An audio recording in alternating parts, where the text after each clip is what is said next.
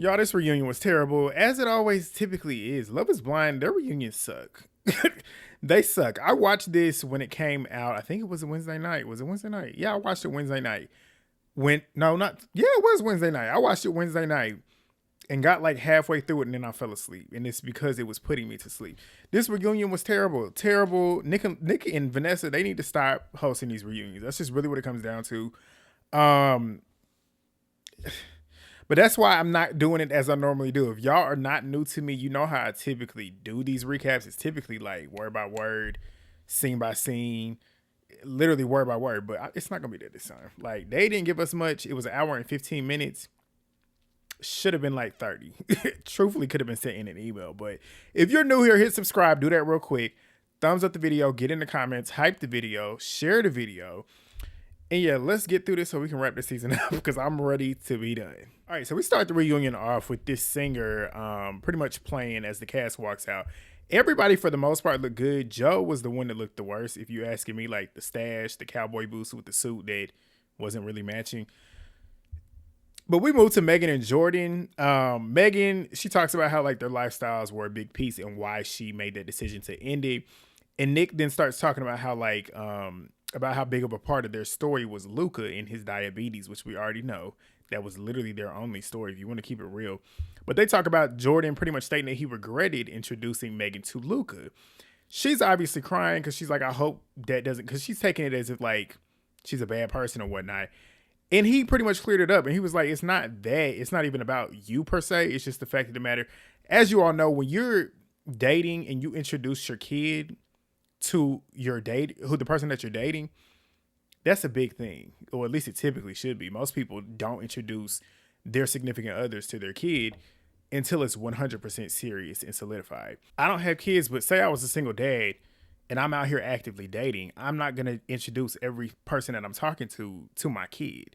Like, so when you do that and it doesn't work, it's like, damn, I just introduced somebody to my kid. They've might have possibly developed a love for somebody, wanting to see that person more. It's just like you low-key are fucking with your kid's mind doing that. So that's where he's really coming from with that. But he pretty much states like it has nothing to do with her.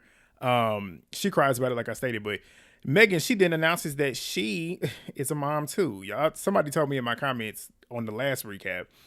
But yeah, she had a son 2 months earlier, and she looks good. Honestly, she looks really, really good. She snapped back, but she hid it from everybody except for Casey. I was like, Casey's the person that would have known, but okay. But his father's there in the audience. They've been together. They got pregnant pretty fast after they finished filming. It was 3 months into dating. And Jordan talks about how somebody slid in his DMs pretty much telling him, which is messy. Like, why? I don't get people like that. Why do y'all do stuff like that? Go find some business of your own. I can't stand people that do that. Just going to being messy for no reason. What does it have to do with you? But he was like, somebody came in there trying to stir the pot or whatever. So obviously he reached out to her and wanted to get like some transparency from her. And she gave it to him. And he was like, I'm glad that she did, because if this would have just got dropped on me here, he would have been feeling some type of way about it. But he tells him that they both will be great parents. He talks about how Mike had pretty much told him that Mike and Megan actually went on a couple dates post-show. Megan also grabbed drinks with Blake. So Megan was out here. Megan was outside. But they then bring up Mike's comment that he made about Jordan's sons and his diabetes and whatnot. Jordan educates the audience and the viewers at home on the two different types of diabetes, which, Mike, you should have known that. Like, you too grown to not know that. But he talks about how Mike had pretty much apologized, made donations to their favorite charities and whatnot. He's pretty much vouching for Mike, states that he's a good person, lay off of him. But Jordan, he's not ready to introduce Luca to anybody else right now. He's dating around, casually dating, but nothing serious. And he's doing it the right way, honestly. Like, don't introduce Luca until you 100% know that that's going to be your wife. But they then bring out Casey's trifling ass, Patrick's cringy, embarrassing ass, and Kate. They spent too much time on these people. Nick included, Joe, Madison, Casey, Patrick, too much time. And that was what was crazy to me. The people that made it to the weddings got the smallest amount of time. That was crazy. But we talk about Patrick and his embarrassing self and Casey and her trifling ass. They talk about how Patrick seeing Casey freak out prior to her pretty much ending it with Patrick. He just didn't pick up on the cues. But he says that it was slightly hurtful because he never got the clarity, which I'm like, how did you not get the clarity? Like, you're too grown to not be able to read between the lines. Sometimes you don't need to hear it. Just watch. You get the clarity in the way those people move. It's crazy to me. But he says that he had an idea. He didn't have an idea. Like you was not reading the room. You swore up and down y'all was going back to Denver. Y'all was gonna get it together. The clarity was there. You just didn't see it. But Casey's trying to gaslight and play the victim still claiming that all she wanted was to protect him. No, you didn't. Because if that was the case, you would have ended it the moment you saw him. Because that's when you really, I was going to say the moment that you found out that he was Asian, but like the moment that you saw him, that was when it was clear. Like, you played it up, but we knew you didn't like him, and you knew you didn't like him. But they talk about Patrick pretty much asking for the ring back, which this was crazy, though. Because I was on Patrick's side until I watched this. But Allie says it's weird because Netflix provided the rings, and nobody has the right to claim a ring. And I was like, Netflix here? Because I was under the impression that he spent his money on that ring. So if he spent his money on that ring, and he's asking it back from Casey, yes, give him his shit back. Because I was thinking she's going to take it and pawn it. But if he, and that's why I was on his side with that, because I'm like, if you paid for it, yes, I understand why you want it back. But the fact that you didn't pay for it and you want it back, for what? For what? She shouldn't want to keep it, but for what? But we know why she would want to keep it. But Casey then states that he had told her that she could keep it. And he says that because he thought that they were going to go back to Denver and work it out, which you knew it wasn't going to happen. But she states that she did too. And you full of shit too. Trifling asshole. Like, she literally is sitting here trying to act like she did not intend to leave Denver, or not leave Denver, getting ready to go to Cabo to come back home and ghost his ass. She didn't want him. But she then claims that he was wanting an immediate conversation when they got back, and she talking about how she needed a couple days because I don't feel like you would have wanted to have this, or you wouldn't have been ready for the conversation that we would have had, aka she probably would have, well, I don't know if she would have, but she probably would have told him, I don't want to be with you. But he wanted it and he was pressing it so bad. And he then told her that let's just be friends and he wants that ring back. So he then tells her, he then says that he had asked for clarity and she just couldn't tell him the truth. So that's why he did what he did. But he then tells her that this is her moment to apologize so they can wipe it clean. He's sitting there begging her to apologize to him. I said, this is so embarrassing. So embarrassing. I got secondhand embarrassment watching this man sitting here. This is your time to apologize. You can apologize. You can do it. You can apologize. She don't want to. And if she doesn't want to, you shouldn't want her to. You shouldn't even care. She don't even feel bad about the way she treated you. Fuck her. Like, if somebody treated me like shit and I cared about them, and you showed me that you treated me like shit, and I see that you treated me like shit, you don't even have to apologize to me. I don't have to speak to you anymore. I don't have to see you anymore. I don't have to know or care that you're breathing. The last thing I'm going to do is beg you to apologize to me. Like, Patrick, love yourself. Like, I said that shit earlier in the season. And it's clear that he don't love himself. Like, the fact that and it's like, I want to state, because when it happened, I felt bad for him, because it's like, you could tell he's been through a lot in life, being different, being a person of color. But I feel like the way that it just looks as a grown adult, you pretty much being disappointed in being who you are in your culture, which is what it seemed like to me whenever he was in the pods, like how hard it was for him to tell her that he was Asian. And then doing stuff like this, it's very cringy to watch. But he then says that he cares about people tearing her down online, and this is for her and not for him. And she's rightfully getting torn up online. Like, the way she moved, she asked for that. Now, what I will state is, because she states that she had been receiving death threats, that's too much. That is too much. Like, sitting around, I will never get with somebody telling somebody to go off themselves. Like, y'all do too much when it comes to that. But talking shit about how she was acting in that I was gonna say in that villa, Love Island, and then Pies. Yeah, that was warranted. But she ends up asking if he truly cares because he had sent her some TikToks and then deleted a TikTok calling her a side chick. And which it sounds like you are a side chick considering everything else that comes out later on. But he then states that it was a joke and an emotional response to her making a TikTok pretty much talking about how she was his second option, basically calling herself the side chick. Both of them ain't shit. But they both go back and forth about the TikTok. Both of them are weird. But he then keeps trying to talk her into an apology. And she's like, I don't need you to tell me how to apologize. But she then apologizes and states that she has the ring. And if he wants it, he can have it. So he thanks her, and Nick goes over there to get the ring, and she's talking about, should I throw it? I said, that's right on brand with you, trifling. But they give him the ring back. He then tells her that he accepts her apology, that half-ass one, and then thanks her for bringing the ring. And I'm like, what? But then it gets even weirder. Chris Paul, what are you doing here? Chris Paul was in the audience, and they have a shoot-off for the ring because they were playing basketball in the Pies. And they shoot off for the ring just for her to end up winning and then him giving her the ring back. I said, what a waste of time. This segment was probably 10 minutes. You could have chopped 10 of this off and we could have had, like I said, a 30-minute, but we could have had a 20-minute reunion. Pointless because he gave her the ring back. Like, but we then moved to Casey and Joe. We find out that they were dating a month and a half. I think somebody told me that in the comments too, that this was the reason as to why, at least this is what Madison thought was the reason as to why they broke up. But apparently they had talked in the Pies were each other's third best options and connections. Madison stated that she knew that they were dating because and believes that their connection affected their engagement. I said, Madison, you are delusional. Because he might have definitely been wanting to get with Casey or at least explore her, but that has nothing to do with why he didn't want you. He didn't want you because he didn't want you. Like, that's just what it was. But Madison talks about how after the wedding dress and tux fitting, they all went out. She was telling his groomsmen how much she loved him and how much she wanted to marry him. And she then sees Casey with two paws, as she stated, two paws on Joe's chest. And he said that Casey was up there giving him googly eyes, but then the very next night was when they broke up. So she's putting which I can see why she would think that.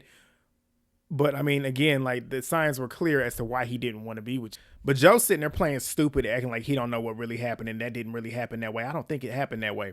But he says that that had nothing to do with why they broke up. We know.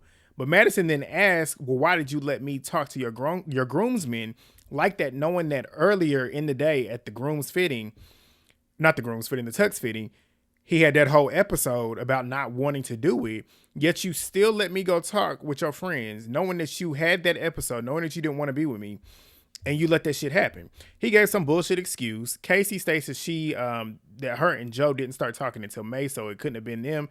But Madison then states that she had found out about the two of them dating at Mike's pool party. This right here, and I'm about to tell you why I'm laughing. This right here, she said, and Casey came up to her at the pool party and told her that they were Eskimo sisters. It's the truth. It's the truth. But why I'm laughing, I remember when it happened. When I watched this on Wednesday night, I was tickled watching Kate. Because Kate and Madison are like this. They like best of friends. And Kate is sitting right next to Madison as she's telling this story. And if y'all didn't catch Kate, you got to go watch Kate. Because Kate is sitting there laughing like that's not your best friend who is upset about the fact that this woman just played in her face. And then you look at KB. KB is sitting over there trying not to laugh. Joe is sitting over here laughing too. Like, and then Jordan was me. Jordan got ADHD like me. He can't stop moving around. And he's sitting over there. It was so funny to me. It's fucked up. It's classic for Casey. But that shit had me, I was tickled watching Kate. But Casey's lying ass sitting up there stating that it's not true. I don't believe nothing that Casey states. Everything that she said on this reunion, I know was a bunch of bullshit. But Madison sat there, didn't check her, because Casey was pretty much telling her, no, that's not true. Like, you lying. And Madison just sat there and didn't check her. But they then start talking about Casey having drama at the pool party as well because Joe's new girl, Avery, was there. They spent too much time talking about Avery, somebody who's not even on the show. But Casey's denying the drama. Madison and Kate state that Casey was literally bitching about how Joe was treating her terribly, crying in a corner about it. So I believe them over Casey, honestly. But Madison then talks about not having the clarity that she needed with the breakup, and watching it back, it was uncomfortable watching Joe talk so much about her body. And now it's gotten to the point where people are talking about her body. And when I say people, like the public. And he was like, I mean, we talked about what our physical types were, which, I mean, they did. And what did they? I can't remember if they did, but he definitely told us. But he was like, I mean, we still had sexual chemistry and whatnot. It has nothing to do with not thinking that she was attractive. Because, I mean, all we did was fight and fuck.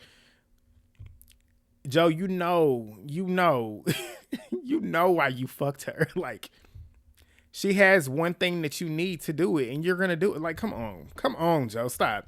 But he then apologizes, and she appreciates it. Good for them, whatever. But Kate, Nick, and Annie, we move to them.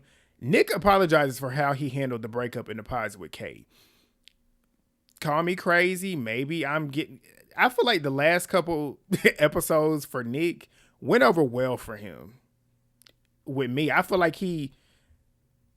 I don't want to say redemption, but like he definitely looked better at the end of the season than he did at the beginning. Like, and I do believe his apology to Kate, I do feel like it was genuine. Y'all tell me if y'all think it was. Y'all probably don't, but I do feel like it was genuine. Kate, though, rightfully so, honestly, she's questioning the sincerity of the apology, which I can't even doubt her for. I can't even blame her for that, considering how he was moving in that in them pods. And then watching it back, like she's looking at how he was acting in the pods. So, I mean, she's rightfully questioning it, even though I feel like it was sincere. Annie states that it was sincere, but she talks about how watching her and Nick's breakup back, she stated that she saw herself essentially like chasing the feeling of being in the pods and like falling in love with somebody and wasn't willing to give up. But watching it back, she saw how she was forcing that relationship, which she was. Annie looked a lot better at this reunion, literally and metaphorically speaking. Nick and Annie, in my opinion, I feel like they seemed better a year later, which is good. And I'm talking about mentally. So yeah, she took accountability. She seemed like she might have seen where she was wrong. So we'll see. But they talk about her texting her best friend during the breakup. And she was like, I was just telling her because she was essentially going to come out here to do the dress fitting. Like, as y'all know, they have their friends and the family come. And she was like, I felt like he was about to break up with me. And I was just telling her, don't come. Don't book the flight. Don't come. But Nick and Annie, they're friendly nowadays. Good for them. Annie feels like she didn't make a mistake choosing Nick over Brendan. Again, Brendan dodged a bullet. But they then start talking about Joe talking shit about Nick. And this made me feel bad for Nick. Why am I feeling bad for Nick? Why? Something about it, I just felt bad for him watching how he was acting. But then again, like you sit and think about how he was acting in the season. It's like, can I really? But in the moment, I did feel bad for him. But Joe apologizes, stating that Nick's got a good heart. And it was out of line for him to be talking about him the way he did. And he was like, I was just speaking out of frustration because me and Brendan, he was like my best friend in there. And we were super close. And I felt like he should have been there and not Nick. Nick understands Joe having Brendan's back as they were cool. He's like, there's no hard feelings. But we find out that Kate went on a date with Brendan. Everybody's dating everybody. Kate went on a date with Brendan. They went on another outing with a group. But she then talks about how she then went to Casey's apartment with a group of girls pretty much bragging about it and whatnot. I don't even say bragging about it, but like talking about it. And they were bigging her up just for then later on that night, Brendan and Casey to be all over each other. Casey is a trifling ass. I'm telling you. But she's sitting there denying it, which I don't believe her. That's classic. I just believe that's how Casey is. And then looking at Patrick, looking at Joe, looking at Brendan. She did not want Patrick because Joe and Brendan were her natural type. Like when you sit and think about it, you put them on paper. Casey's shallow, so she's not going to want to be with somebody like Patrick. Joe and Brendan fit the bill that you would think that she would possibly go for. And of course, if she's in there and they're showing her interest, you think she ain't gonna do that? Please. But he states, Casey then starts talking about Patrick was there. Like, no, they didn't happen because Patrick was there. You don't even want him. And you acting like him being there was gonna stop you. But Patrick is being his awkward self, but he states that he wasn't even there. But Casey's still swearing up and down that he was. Liar. But Kate is just sitting there smiling, didn't check her either, like Madison. But we finally get on to the couples that actually made it to the weddings. Finally, this was like 20 minutes left into the hour and 15 long episode. But Anton and Allie, they talk about Allie's conversation that she had with Melissa when they were sitting down at that dinner with his friend. And Anton said, like, watching it back, it was nasty work, which it was. Like, it was nasty work. And he's like, it's nasty because I only met Melissa twice before that night. And she was talking like she knew him. And he was like, I mean, it's clear that she just wanted her 15 minutes of fame. I don't doubt that. But he states, like, I've been to a strip club. Most men have. I've been. Like, I don't think there's anything wrong with going to a strip club when you're single. And I damn sure don't think there's anything wrong. There's couples that I know that go to strip clubs together. Like, I mean, I guess it just depends on who you're with, honestly. But he was like, he just didn't appreciate the way that it went down because she waited to go to that bathroom, talking about Melissa, waited to go to that bathroom to do it instead of sitting down talking to him, or at least stating it in front of him so he could have cleared it up, which, it's shady, and it was shady. But Allie states that she doesn't think that they even had that conversation about strip clubs in the pods. And she was like, I mean, it's fine for certain men to go to strip clubs. Her issue was them talking about growing up being religious, them discussing their return back to being religious, and hearing that Melissa pretty much stated that it upset her in the moment. And she was like, I mean, we should have discussed it, and I should have discussed it with you at the table. She realizes, yeah, you should have. Instead of waiting and like trying to put it off, like you came back and you was like, you're in trouble. And he's like, about what? She tried to sit there and act like she didn't want to talk about it. I'm like, talk about it. Talk about it. Because if she was lying, you could have asked Melissa. You could have caught Melissa right then and there. And it could have been 3 versus 1. And then we could have had some more good TV, because who's to say Anton's friend wouldn't have broken up with her for lying. But Anton then says that Melissa said something to Allie that she didn't appreciate, and Allie wouldn't tell him. Like, that was another childish moment for Allie. Like, if something's bothering you about your partner, why don't you address it? But we find out that Anton's best friend is no longer even with Melissa to this day. And Anton's like, that's what sucked, knowing that somebody who didn't even know me like that played a part in Allie's decision. But Nick didn't ask her like why it wasn't discussed, if that was such a big deal to her. And she was like, I mean, I had a hard time pretty much having conversations with Anton outside of the pods. Like, we had a lot more deep conversations in the pods. When we got out, I felt like he wasn't being himself.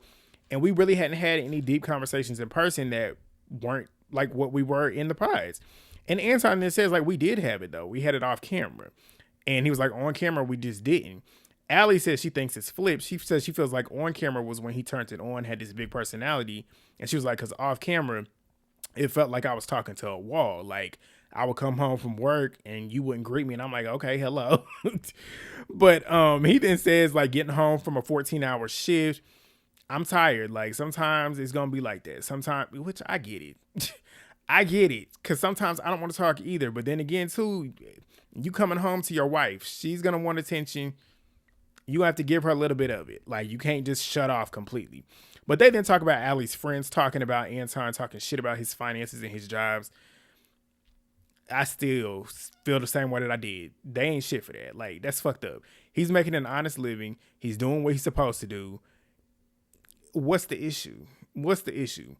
Especially considering the fact that both of them were getting divorced. But Vanessa ends up asking if that was a part of the decision that Allie had made to state no at the altar. And she was like, no, even though I saw where they were coming from. She talks about how her friend was Ukrainian and kind of comes from a similar background as Anton. She talks about how, like, in their tradition and their culture, as well with Brazilians, men are to provide. That's what she wanted. They had that discussion. That's what she wanted. She needed that support while she was in school. And they agreed about their family unit and what it would look like. But Anton then says, like, it was just concerning to watch, because obviously it didn't feel good watching them talking shit about him, basically. But Anton, we find out that he's in a relationship. He's been in a relationship for a year. Good for him. Allie wants her personal business private. The way she was looking when it came out, it makes me think that she might be single. But I wouldn't be shocked, because I feel like Allie's going to be on the perfect match. Like, she literally screams perfect match. She's a beautiful girl. Like, you can't take none of that from her, and she fits the bill to be on that show. So I wouldn't be shocked if she's on season 4. But we then finally get to KB and Edmund. KB, she talks about how Edmund became like her best friend in the Pies. We had a strong bond. She's talking about how, like, they probably were trauma bonding and how people thought that they were trauma bonding. I think it's just the fact that we thought that you had your social worker cap on. But she then talks about how, like, his crying in the Pies didn't bother her, but in the real world, he would cry in convenient moments to avoid taking accountability. And that's when she thought that he was manipulating. And she's not wrong. She's not wrong, because there was plenty of instances and plenty of examples of when he turned that shit on whenever he was trying to get her to, like, come down and avoid conflict. But KB then says that it was confirmed one day when he had woken up after, I guess, crying, talking about something, I'm done crying now. And then that's when he became an asshole. So she talks about how he was dismissive off camera. She had cried to him a couple times. He walked off from her while she was crying, talking about he don't get it. He then states, too, that he doesn't feel like he was being manipulating. And he says that it hurts hearing her state that, even though he wasn't trying to be manipulative. And he then states that he just wanted her to know that he wouldn't make the same mistake over and over again, and there weren't any repeated offenses. And if there was, he would take it on the chin. There were many repeated offenses. Like, every single episode after, what was it, episode 6 or 7, when he was in that bed, the same thing happened over and over again. Was it a completely different thing? No, it wasn't really. I felt like it was the same gist of the conversation, the same nature of the conversation happened consistently. It was something that he had did off camera that KB then brought to camera because she was still in that energy. And he like shut down, or at least tried to, I love you, to get out of actually taking accountability for it. So yeah, it was repeated offenses. But KB states that it happened off camera a lot. Anytime that she brought a problem to him off camera, he would dismiss it. They would then get into it prior to getting on camera. So when they were on camera, she was already upset. So then she would end up looking like the angry black woman, which the way she said it, I can see it 100%. But she then states that she brought it to him, asking him to stop making her look like that. Basically, you're making me look like a stereotype because you don't want to address the situation. And then whenever we get on camera, I'm already upset because we already had something going on off camera. We couldn't even squash it, come to some type of resolution before the camera start rolling. Now I'm upset. You're sitting here trying to act all jovial and stuff, and I'm pissed off, rightfully so. And now I look like the bad guy at this point. I look like the angry black woman. So he talks about how he respected her even off camera, talks about times when she would be PMSing and needed space. I said, sir, why did you need to say that? But he then states that when she would bring it up, he tried talking to her and she needed space.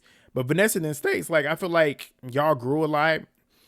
Coming out on the other side, I feel like y'all grew better and grew into better people, left here better, even though y'all didn't get married. And I feel like that was the best thing and the best choice, which it was. But Nick then talks about how he kind of like takes up for Edmonds. Like, I'm an emotional guy. I feel like you are too. And he ends up asking KB if she feels like she might not have been that used to being with somebody that's super emotional. And maybe she took it as manipulation. I said, it literally was manipulation. Like, that conversation, the first episode out of the Pieds, the whole sex conversation in the bed, when he had a whole, that right there was proof of manipulation.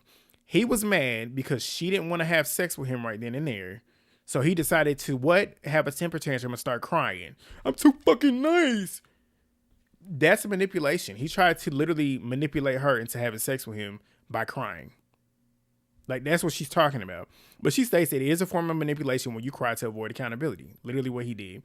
But she then brings up an example of when he was crying on his knees, telling her how much he had loved her when they were moving into their apartments outside in the public. And somebody had told him that he was being obnoxious. And she was like, I tried to tell you that. And he was sitting there trying to act like it's not true. And she was like, she ends up telling him exactly how it happened. Like, you were. Like, you were. So she then states that he was loud and was being obnoxious, and instead of acknowledging it, he started performing, getting on his knees, talking about how much he loved her and whatnot. That is manipulative.